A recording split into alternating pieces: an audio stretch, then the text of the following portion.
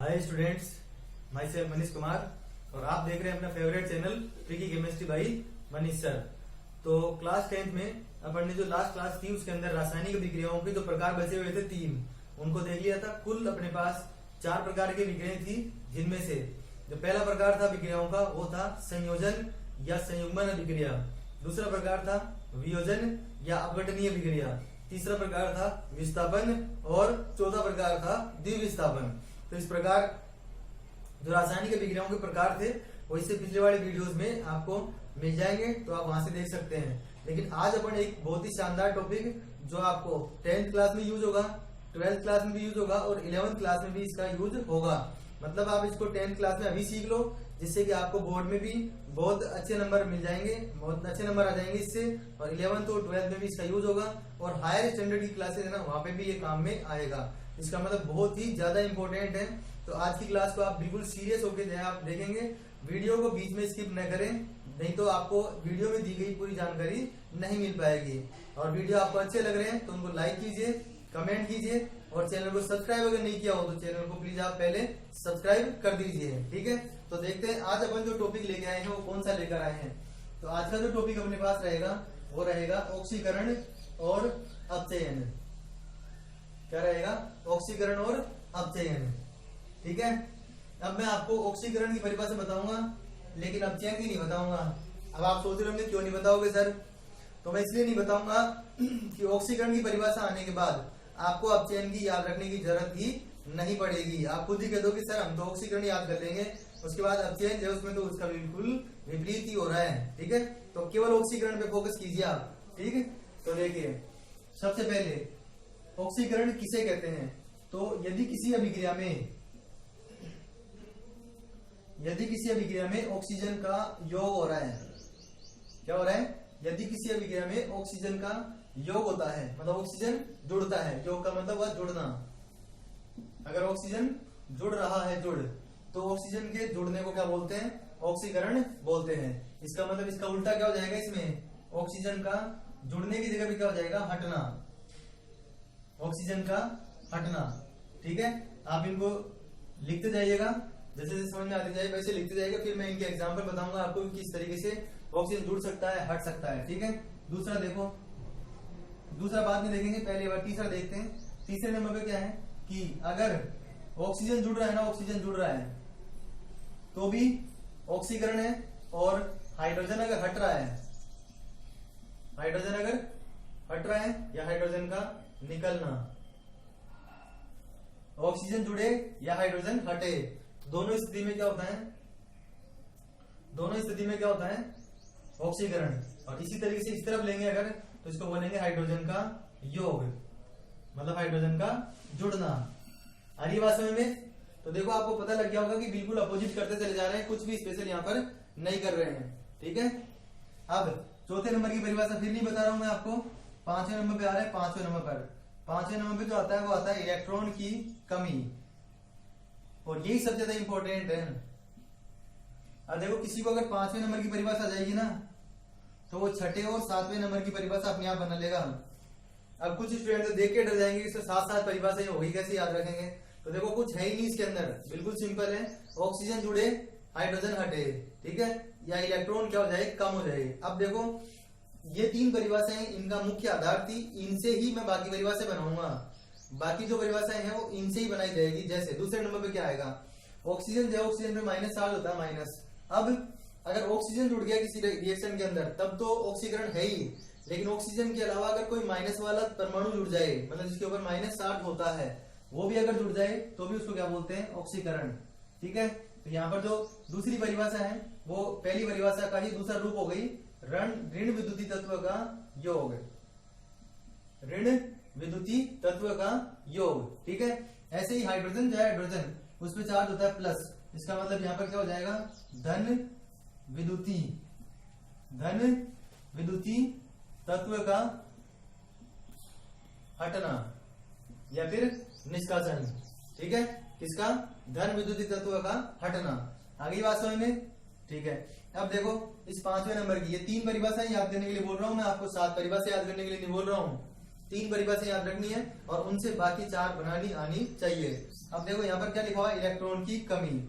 हमेशा ध्यान रखना, किसी भी परमाणु में से इलेक्ट्रॉन निकलता है, किसी भी परमाणु में से इलेक्ट्रॉन निकलता है तो हमेशा धनायन बनता है। धनायन कौन सा बनता है, धनायन, मतलब प्लस चार्ज आता है, प्लस चार्ज। तो अगर इलेक्ट्रॉन हटते चले जाएंगे तो धनावेश में क्या होगी, धनावेश में क्या होगी, वृद्धि। धनावेश में वृद्धि होगी, वृद्धि, धनावेश में वृद्धि होगी। और धनावेश अगर बढ़ रहा है तो ऋणावेश में क्या होगी, कमी। धनावेश में अगर वृद्धि हो रही है, इलेक्ट्रॉन की कमी है तो इलेक्ट्रॉन की कमी का मतलब है इलेक्ट्रॉन हट रहे हैं, और इलेक्ट्रॉन हटने के कारण धनावेश है उसमें क्या होती है, वृद्धि। और धनावेश अगर बढ़ रहा है तो ऋणावेश क्या होगा, कम होगा। ठीक है, इस तरीके से इनको आप याद रख सकते हैं। इनका उल्टा कर दो इसके अंदर तो आपके पास क्या हो जाएगा, अपचयन। तो अपचयन में दूसरे नंबर की जो परिभाषा हो जाएगी वो क्या हो जाएगी, ऋण विद्युतीय तत्व का, ऋण विद्युतीय तत्व का हटना। चौथे नंबर पर क्या हो जाएगा, धन विद्युतीय तत्व का योग, धन विद्युतीय तत्व का योग मतलब जुड़ना।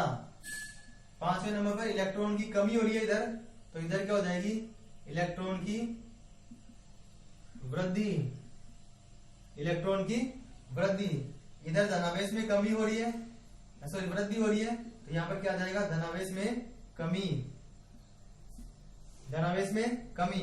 और इलेक्ट्रॉन जुड़ता है ना, जुड़ता, तो जुड़ने पर जो है वो कौन सा चार्ज आता है, ऋणावेश आता है। तो ऋणावेश में क्या हो जाएगी, वृद्धि, क्योंकि उस तरफ ऋणावेश में कमी हो रही है तो इधर क्या हो जाएगी, वृद्धि। तो आप इन 7 परिभाषाओं को नोट कर लीजिए। ठीक है, और अब अपन देखेंगे जो ऑक्सीकरण और अपचयन होते हैं ना, उनके जो एग्जाम्पल होते हैं उनके द्वारा अपन जो है वो कैसे याद कर सकते हैं कि ऑक्सीकरण कौन सा होगा और अपचयन कौन सा होगा। ठीक है, उससे पहले एक चीज और समझ लो कि 2 शब्द होते हैं जो आपको कंफ्यूज कर सकते हैं, जिनमें से एक शब्द जो होता है ना वो तो होता है ऑक्सीकारक, एक शब्द तो होता है ऑक्सीकारक और एक शब्द होता है अपचायक। एक शब्द तो होता है ऑक्सीकारक और दूसरा जो शब्द होता है ना वो होता है अपचायक। अब देखो मैंने क्या किया है, जो अपचायक शब्द है उसको किसके साथ लिखा है, ऑक्सीकरण के साथ, और ऑक्सीकारक को किसके साथ लिखा है, अपचयन के साथ। तो आप परिभाषा ऐसे याद रखेंगे इसकी, वे पदार्थ जो इलेक्ट्रॉन त्याग कर, वे पदार्थ जो इलेक्ट्रॉन त्याग कर या दूसरे पदार्थ का अपचयन करके, वे पदार्थ जो इलेक्ट्रॉन त्यागते हैं, मतलब खुद क्या करते हैं, इलेक्ट्रॉन त्यागते हैं। वे पदार्थ जो इलेक्ट्रॉन त्याग कर या दूसरे पदार्थ का अपचयन करते हैं, या दूसरे पदार्थ का अपचयन कर स्वयं ऑक्सीकृत हो जाते हैं, तो उनको अपन क्या बोलते हैं, अपचायक। फिर मैं परिभाषा बता रहा हूं, आप लिख सकते हैं इसको, वे पदार्थ जो इलेक्ट्रॉन त्याग कर या दूसरे पदार्थ का अपचयन करके स्वयं ऑक्सीकृत हो जाते हैं, स्वयं ऑक्सीकृत हो जाते हैं, उनको क्या बोलते हैं, अपचायक। मतलब अपचायक का मतलब हुआ वे पदार्थ जिनका ऑक्सीकरण होता है, वे पदार्थ जिनका ऑक्सीकरण होता है, मतलब स्वयं का तो ऑक्सीकरण होता है लेकिन वो सामने वाले पदार्थ का क्या करते हैं, अपचयन। तो अपचायक की परिभाषा ऐसी भी हो सकती है, वे पदार्थ जो दूसरे पदार्थ का अपचयन करते हैं जिनका स्वयं का ऑक्सीकरण होता है। ऐसे ही इसमें देखोगे, इसमें तो क्या बोलेंगे, वे पदार्थ जिनका स्वयं का तो क्या होता है, अपचयन, और जो दूसरे पदार्थ का क्या करते हैं, ऑक्सीकरण करते हैं। दूसरे पदार्थ का ऑक्सीकरण करे और स्वयं का अपचयन हो तो उसको अपन क्या बोलते हैं, ऑक्सीकारक बोलते हैं। ठीक है, कुछ अभिक्रियाएं ऐसी भी होती है जिनमें अपचयन और ऑक्सीकरण एक साथ हो जाता है, एक साथ, और उन अभिक्रियाओं को बोलते हैं रेडॉक्स अभिक्रियाएं। तो मैं आपके सामने यहाँ पर कुछ एग्जाम्पल लिख रहा हूँ, उन एग्जाम्पल से ना उनको अपन एग्जाम्पल के थ्रू जो है ना ऑक्सीकरण और अपचयन को समझते हैं। ठीक है, ऑक्सीकरण कौन सा होगा, अपचयन कौन सा होगा। मैं ऑक्सीकरण की परिभाषाओं को मिटा नहीं रहा हूँ, उससे क्या थोड़ी सी आपको मदद मिल जाएगी, हेल्प मिल जाएगी, क्योंकि अभी आपने जो है इनको देखा है, बिल्कुल इस तरीके की याद नहीं हुई आपको। जैसे अगर मान लो एक एग्जाम्पल लिखा हुआ है ऐसे Mg+O2 और आंसर आ गया मान लो आपके पास MgO, बैलेंस करेंगे तो यहाँ पर 2 है, इधर 1 है, तो यहाँ पे क्या जाएगा 2 और यहाँ पर भी 2।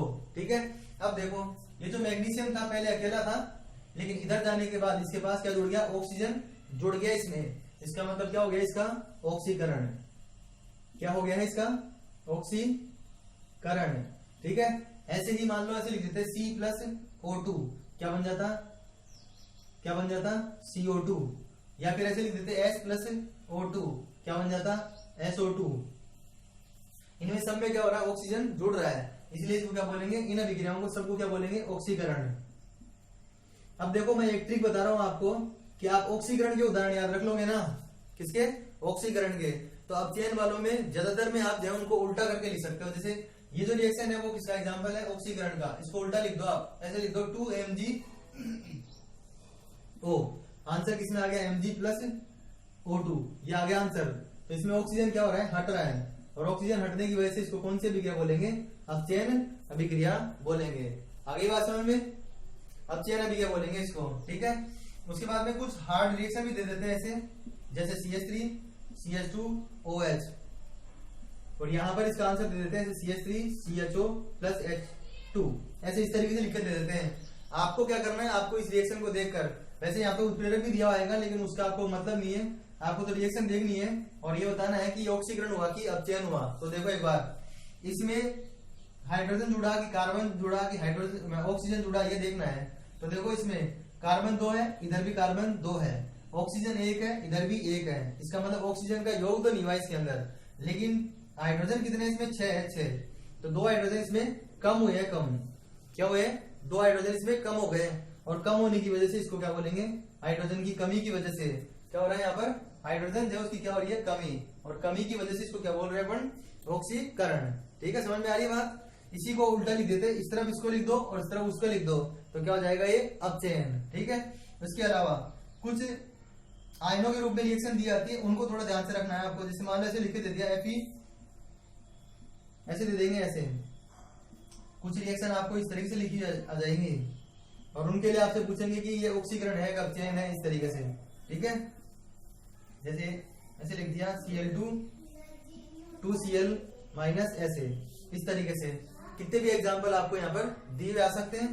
तो आप यहाँ पर देखो, इसमें क्या हो रहा है, +2 से किसमें गया, +3 में। तो +3 में गया तो धनावेश क्या हो रहा है, बढ़ रहा है, धनावेश में क्या हो रही है, वृद्धि, और धनावेश में वृद्धि होने के कारण ये क्या है, ऑक्सीकरण है, ऑक्सीकरण। ठीक है, और इसी को अपचयन करना है तो इसको इस तरफ लिख देना, इसको इस तरफ लिख देना, बस बिल्कुल सिंपल है। अब देखो यहाँ पे 2 है और यहाँ पर 3, कितने इलेक्ट्रॉन का चेंज हुआ, 1 का, तो आप 1 इलेक्ट्रॉन लिख दो इस तरफ। अगर उस तरफ इलेक्ट्रॉन लिखा हुआ है, इसका मतलब इलेक्ट्रॉन की कमी हो रही है उस तरफ, और इस तरफ इलेक्ट्रॉन लिखा हुआ है तो इलेक्ट्रॉन की वृद्धि हो रही है।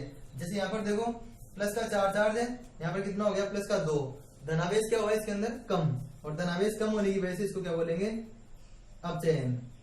क्या बोलेंगे, अपचयन। ठीक है, इसमें देखो, इसमें इसके ऊपर 0 चार्ज था, यहाँ पे -1 आ गया, तो ऋणावेश बढ़ रहा है इसमें, और ऋणावेश बढ़ने के कारण ये भी क्या हो गया, अपचयन। ठीक है, इलेक्ट्रॉन जोड़ने हो आपको, तो देखो यहाँ पर 4 इलेक्ट्रॉन की कमी हुई है, यहाँ पर 2 की, इसका मतलब इसमें 2 इलेक्ट्रॉन एक्स्ट्रा कम हो गए हैं, तो जो 2 इलेक्ट्रॉन जोड़ने पड़ेंगे वो इधर जोड़ने पड़ेंगे, ऐसे। ठीक है, इसमें भी देखोगे तो यहाँ पे 0 है, यहाँ पर 2 लगे हुए हैं, इसका मतलब इसमें भी इधर 2 इलेक्ट्रॉन जोड़ने पड़ेंगे। मैंने आपको क्या बताया, अगर उस तरफ इलेक्ट्रॉन लिखे हुए हैं तो ऑक्सीकरण है, और इस तरफ इलेक्ट्रॉन लिखे हुए हैं तो अपचयन। तो ये परिभाषाएं आपको यहाँ पर याद रखनी है। अब एक लास्ट चीज और बता देता हूं मैं, ये एक ऐसी अभिक्रिया जिसके अंदर ऑक्सीकरण और अपचयन दोनों साथ साथ हो, और आपसे ऐसे पूछ लिया जाए कि इसमें ऑक्सीकरण किसका हो रहा है, अपचयन किसका हो रहा है, अपचय कौन है और ऑक्सीकारक कौन है। ठीक है, चारों चीजों को मैं एक ही रिएक्शन में आपको बता दूंगा। ठीक है, तो उसके लिए आपको याद रखना पड़ेगा कि जितनी भी विस्थापन अभिक्रियाएं थी, विस्थापन, कौन सी, विस्थापन अभिक्रियाएं, तो सभी विस्थापन अभिक्रियाएं जो वो रेडॉक्स अभिक्रिया होती है। नोट कर लेना आप इस चीज को, सभी विस्थापन अभिक्रियाएं रेडॉक्स अभिक्रियाएं होती हैं, मतलब जिसमें भी विस्थापन हो रहा है ना, विस्थापन, उसमें ऑक्सीकरण और अपचयन दोनों साथ साथ होते हैं। तो आपको अगर रेडॉक्स अभिक्रिया का उदाहरण पूछे ना, किसका, रेडॉक्स अभिक्रिया के उदाहरण पूछे जाए आपसे, तो आप तो जो भी विस्थापन अभिक्रिया थी ना, विस्थापन अभिक्रिया, उनके उदाहरण लिख देना यहाँ पर। जो भी विस्थापन अभिक्रियाएं थी वो सब के सब कौन सी अभिक्रियाएं होती है, रेडॉक्स अभिक्रियाएं। जैसे इसका मोस्ट पॉपुलर एग्जांपल होता है Zn प्लस CuSO4, आंसर आ जाता है इसमें ZnSO4 प्लस Cu। ठीक है, ऐसे भी हो सकता है CuO प्लस H2, आंसर आ जाएगा Cu प्लस H2O। अब देखो अपन पहचानते हैं इसके अंदर ऑक्सीकरण किसका हो रहा है, अपचयन किसका हो रहा है। तो जिंक है ना, जिंक वो किसमें चेंज हो रहा है, ZnSO4 में। कॉपर किसमें चेंज हो रहा है, Cu में, मतलब कॉपर सल्फेट किसमें चेंज हो रहा है, Cu में। इसमें देखो इसमें क्या जुड़ा, इसमें जुड़ा है सल्फर और ऑक्सीजन। क्या जुड़ा है? सल्फर और ऑक्सीजन दोनों जुड़े हैं इसके अंदर, मतलब एक तरह से ऑक्सीजन जुड़ गया और ऑक्सीजन जुड़ने की वजह से इसका क्या हो गया? ऑक्सीकरण। क्या हो गया? ऑक्सीकरण। ठीक है, तो इसमें क्या हो रहा है? ऑक्सीजन हट रहा है, हटने की वजह से इसका क्या हो गया? अपचयन। अगली बात समझ में, क्या हो गया? इसका अपचयन। लेकिन अगर आपसे से पूछा जाए कि इस अभिक्रिया में ऑक्सीकारक कौन है या अपचायक कौन है, किसके लिए बोला जाए? अपचायक के लिए और ऑक्सीकारक के लिए। तो मैंने क्या बताया था? अपचायक का मतलब होता है जिसका ऑक्सीकरण होता है, जिसका ऑक्सीकरण होता है। तो ऑक्सीकरण किसका हो रहा है? जिंक का। किसका? जिंक का। और अपचयन किसका हो रहा है? कॉपर सल्फेट का। हमेशा ध्यान रखना, ये जो क्वेश्चन होते हैं ये कंपटीशन एग्जाम में जब आते हैं ना, तो हमेशा ध्यान रखते हैं दो ऑप्शन अपन सीधे हटा सकते हैं। ये दोनों उत्पाद वाले अगर दे रखे हो ना कहीं पे भी, जैसे यहाँ पर जिंक सल्फेट और कॉपर सल्फेट, ये कॉपर लिखा होता ना, तो ये आंसर तो हो ही नहीं सकता। जो भी परिवर्तन होता है वो हमेशा किसमें होता है? क्रियाकारक में। जो भी परिवर्तन होता है वो हमेशा किसमें होता है? क्रियाकारक में। तो ये हो गया, इसको और देख लो बस, फिर अपना टॉपिक जो खत्म हो जाएगा। यहाँ से यहाँ तक आओ, ऑक्सीजन देना, ऑक्सीजन इसमें क्या हो गई? कम। और ऑक्सीजन कम होने की वजह से क्या हो गया? ये अपचयन।